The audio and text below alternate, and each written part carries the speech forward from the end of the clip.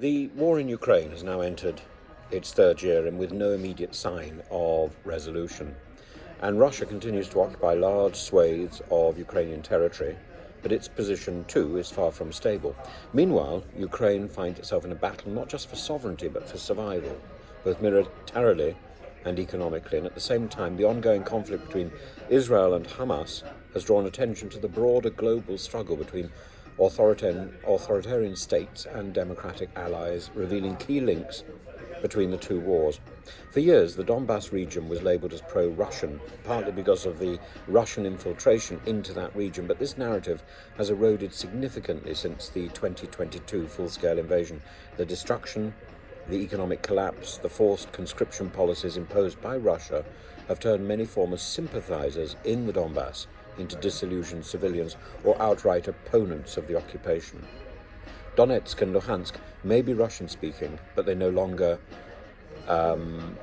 appear to be Russian-leaning. Polls in 2022 already showed increased hostility towards Moscow, and by 2023 to 2024, resistance within the occupied territories has escalated. The Kremlin's iron grip over the region is loosening, with more residents evading forced mobilization or fleeing the region entirely. Once Ukraine's industrial powerhouse, the Donbass is now a shadow of its former self. Russian promises of rebuilding Mariupol and other devastated areas remain largely propaganda, while resources are funneled into war efforts elsewhere, and Russian settlers are moving into occupied territories, attempting to solidify Kremlin control, but many locals view them with resentment. Russia's initial hope of a swift occupation has been replaced by an attritional struggle where even its claimed annexations are militarily unstable.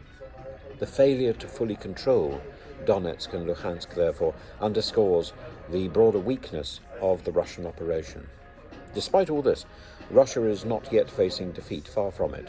Ukrainian forces have made gains in some areas, but major counter-offensives have stalled, and Western military aid is increasingly uncertain.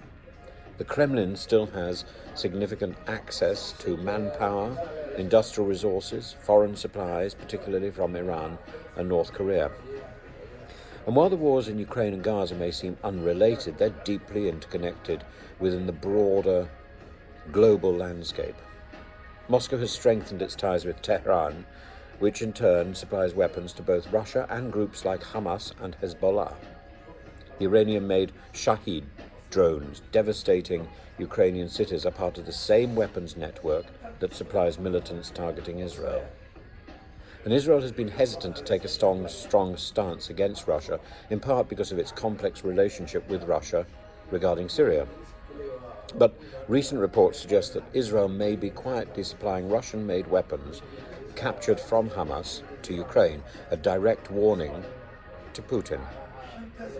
Both Ukraine and Israel rely on Western military aid, with the US and European powers serving as critical lifelines. But domestic policies in the US and the EU have led to fears that support may wane, particularly under shifting leadership. In both conflicts, the aggressor, Russia in Ukraine, and Hamas or Iran-backed groups against Israel seeks to challenge the global order, exploiting weaknesses in Western unity. Russia has used the Gaza conflict to shift attention away from Ukraine, attempting to paint Western support for Kyiv as hypocritical.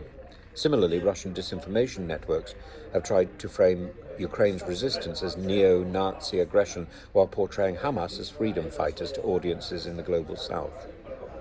Looking ahead, there are several factors that will determine Ukraine's fate. Ukraine cannot win purely through military means. It must force an economic collapse in Russia through sanctions, energy disruptions, and targeted strikes on key infrastructure such as the Ryazan oil refinery.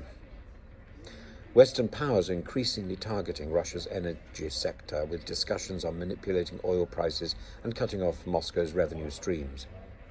Donald Trump's return to power could dramatically shift the dynamics of both conflicts, and while he claims he can end the Ukraine war within, one day, now 100 days, his exact strategy is unknown.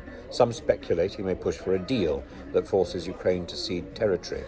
a move that would embolden Russia and set a dangerous precedent for international aggression, and something that Zelensky says he's not prepared to consider without being party to the conversation.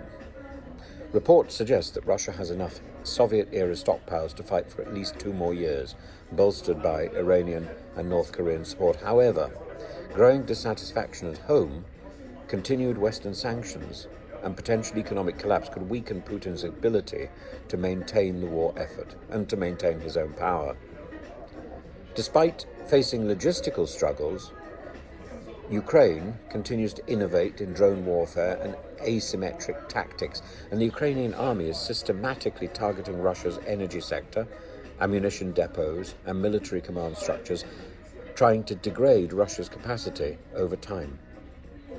Both Ukraine and Israel find themselves locked in wars that they're not just about territory, but about the foundational and the fundamental principles of sovereignty, democracy, and global security. Russia's aggression in Ukraine is not an isolated event. It's part of a wider network of authoritarian expansion, linking Moscow to Tehran, Beijing, and various other militant groups. For Ukraine, victory is not impossible, but it will be slow. It'll be a long, grinding process that depends on sustaining Western support, outlasting Russian military efforts, the Russian military machine, and forcing an internal collapse within the Kremlin's war strategy. Likewise, Israel's security challenges are tied to the same global forces that threaten Ukraine. Of the two examples, Ukraine has remained largely on the moral right, and Israel has lapsed into a form of warfare which is deeply reprehensible.